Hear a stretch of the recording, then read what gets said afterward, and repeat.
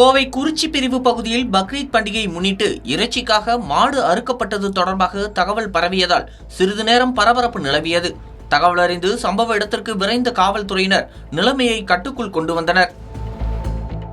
கோவை மாநகராட்சி 95வது ward councillor Abdul Kader Bakrid பண்டிகையை ஒட்டி தனது வீட்டின் அருகே உள்ள கார் ஷெட்டில் இறைச்சிக்காக மாடு அறுத்ததாக கூறப்படுகிறது.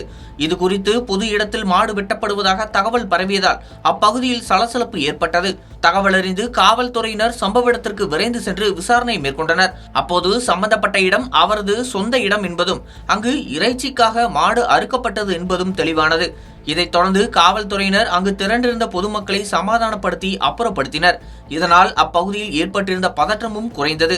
இந்த நிலையில் அப்பகுதியைச் சேர்ந்த சிலர் மாடு கட்ட அனுமதி மறுக்கப்படுகிறது என சமூக வலைதளங்களில் வீடியோக்களை வெளியிட்டதால் சிறிது நேரம் பரபரப்பான சூழல் நிலவியது.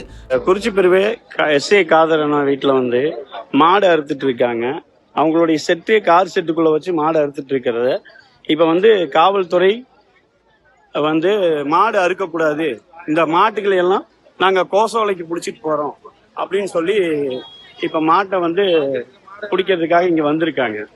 அப்ப இப்படி ஒரு இது வரைக்கும் இல்லாத ஒரு புது இது ஆட்சி மாறினோன்னு இங்க காட்சி எல்லாம் மாறிட்டு வருது.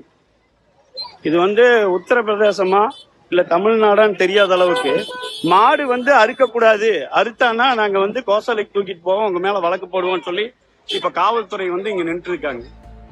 பின்னர் காவல்துறையினர் விளக்கம் அளித்ததை தொடர்ந்து நிலைமை சீரானது.